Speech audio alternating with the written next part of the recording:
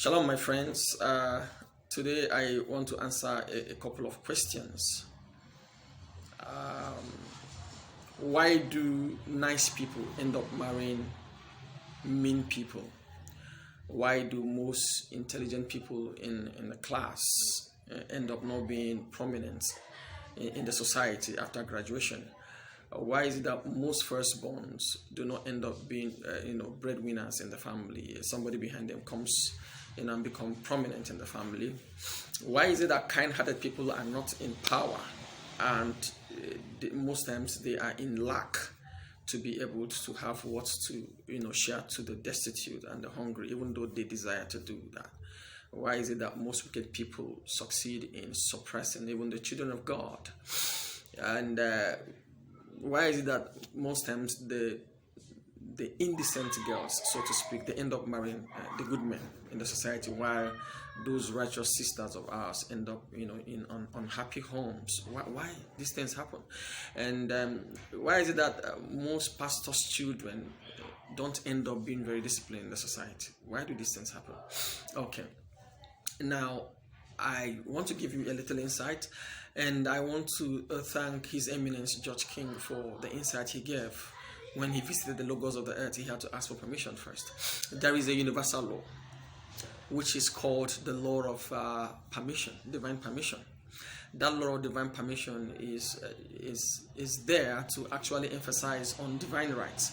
We human beings, we pay more attention to human rights, the right to freedom of speech, freedom of association, and the right we know about human rights, but we water down divine rights. And what is divine right? Divine right states that the Creator has absolute power over His creation, and whether you are righteous or you are not righteous, it will not take away anything from that divine right of God. Now, Yeshua the Messiah, whom we call Jesus, blessed be He, on several occasions tried to pass the message across. And one of those messages is in the book of Matthew chapter 10 verse 29, where He said, there are two sparrows not sold for a penny. They're very cheap. And He said, yet not even one of them will fall from heaven without your Father's permission, which means God's consent is needed before anybody achieves any feat on earth. Before you hunt down a sparrow, God needs to give His consent. But unfortunately, good people, righteous people are not wired like that. Righteous people believe that because they are good and righteous, therefore good things should come to them as a matter of entitlement. And God does not operate that way. And I will give you another example that Christ actually gave in the book of Luke, chapter 18, verse 10. Two persons went into the temple to pray. And then while they were praying, the first person was a righteous person. He kept the law. He fasted twice in a week. He also, was not a fornicator. He was just per se. And he came to God and was telling God that he has to hear his prayers on the basis of his righteous acts. He has an entitlement mentality because he does good. Obviously, he was a nice man. He was a righteous person. And this is the fundamental problem of every nice man, of every righteous person. Or let me not generalize. Most righteous people, they have entitlement mentality.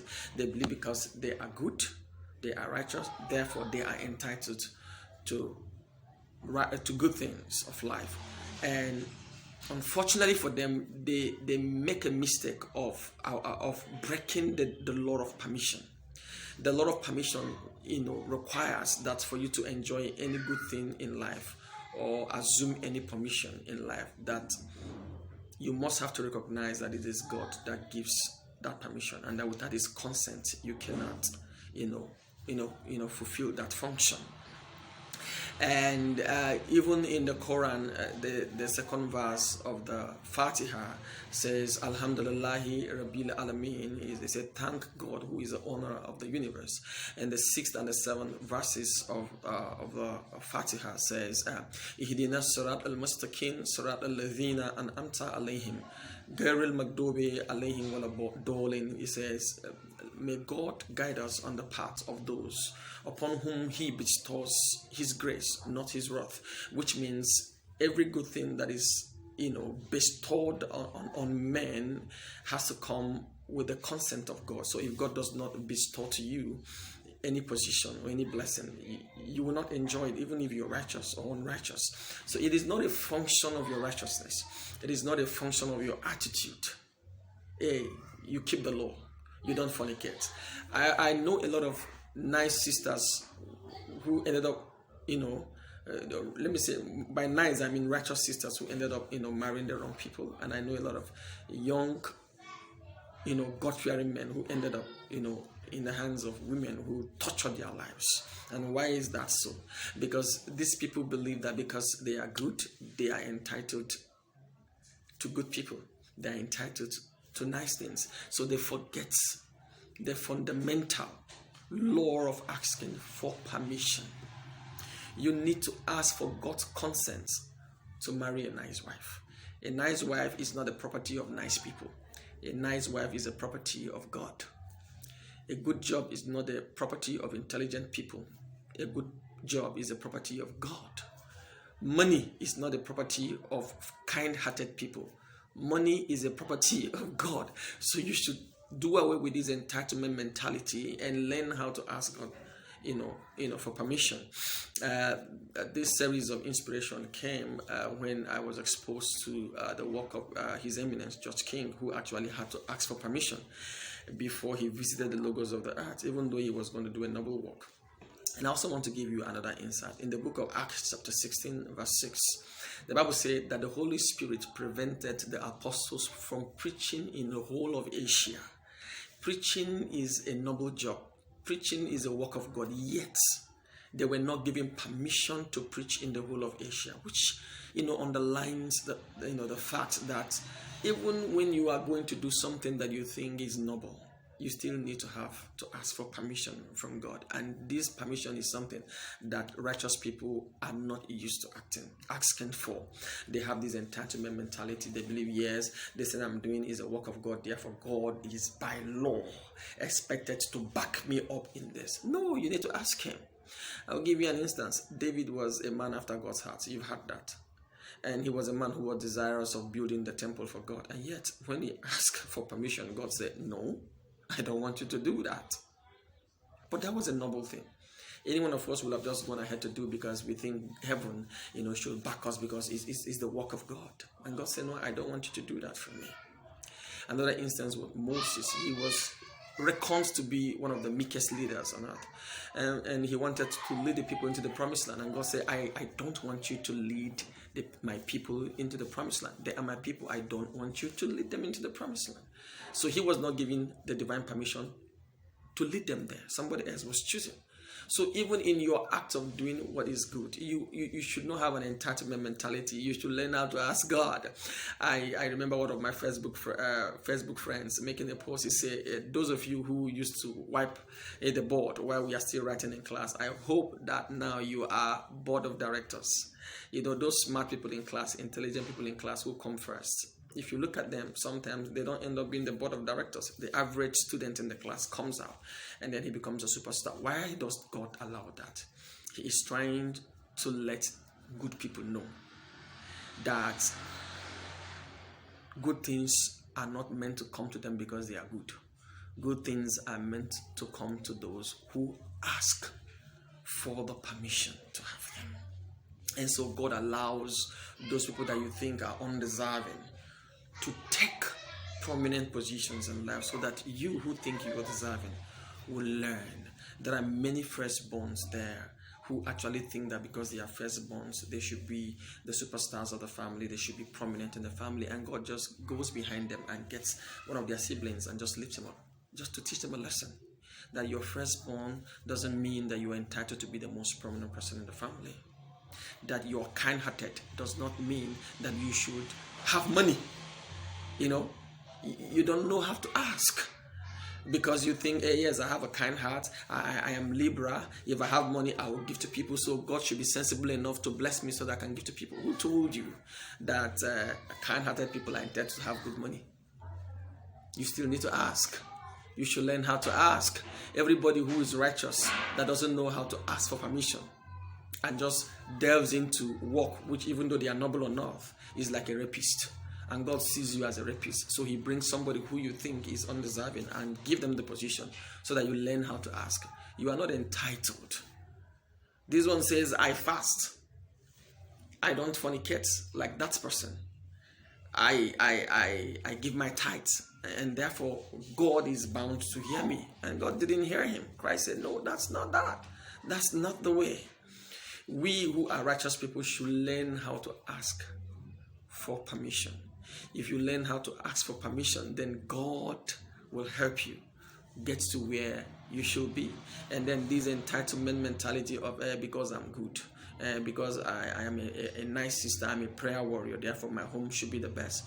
You keep wondering why sometimes you look at the lives of pastors' children. They don't end up being very disciplined. Why? Because the pastors believe that because they do the work of God, their children automatically are supposed to be the most disciplined children in the society. But it doesn't work that way. They should learn how to ask God for permission, to raise wonderful children. You are not entitled to raise children that are God-fearing simply because you're a man of God. And so sometimes God allows your children to be very, very wayward so that you learn how to ask for permission.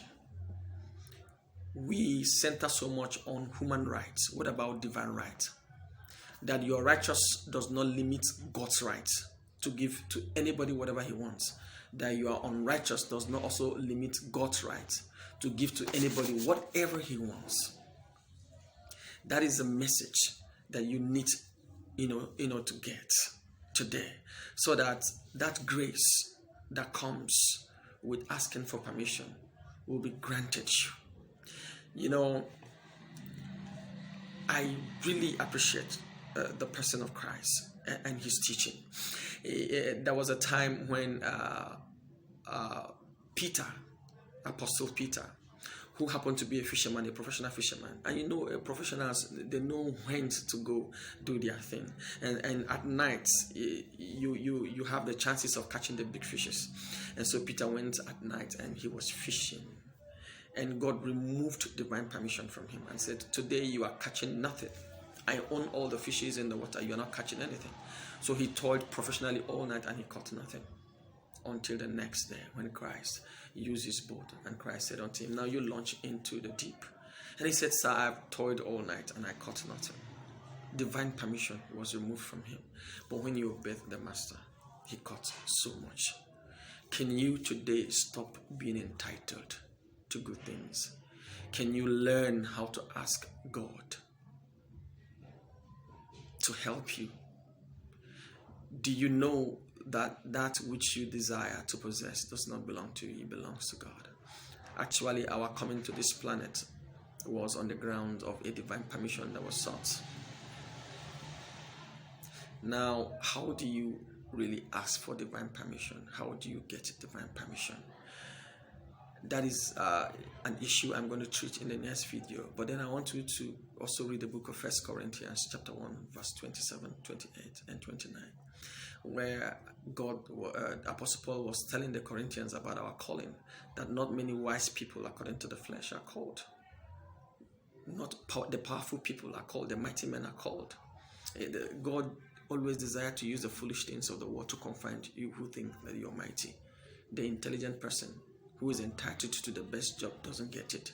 The nice girl, the church prayer warrior, doesn't get a good husband. Why? That is if she gets a husband at all. The nice man doesn't get a good wife. Why? Why? That no flesh should glory in his presence. God hates entitlement mentality.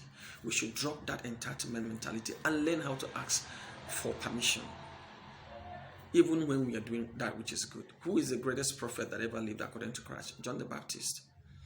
And let me tell you, even though Christ thinks highly of John the Baptist, one day John the Baptist said to people, he said, do you know the man that is coming after me? The buckle of his shoes, I won't be able to lose. He is trying to tell them that he requires a divine permission to even as much as lose the buckle of the shoes of Christ. That is a noble service. Even though it looks very base, no matter how base it is, yet he requires divine permission to do that. But look at us today. Once we think that what we are doing is a service to God, we think we have the right to do that. We don't even need to ask God for permission to do that. By right, God is supposed to give us His backing. It is not always like that. We should learn not to be entitled. Keep quiet sometime and ask God for permission to do that project before you started. For permission to be outstanding in your life, despite the fact that you're intelligent, despite the fact that you live a good life. God has a right to give to whosoever whatever He wants. That is where I want to stop for today. And then if you've not subscribed to my channel, please, I want you to click on the subscribe button so that when I drop the next video, you'll be able to have notification. It is free of charge. Don't forget, the Lord is my shepherd and I'm yours. Thank you.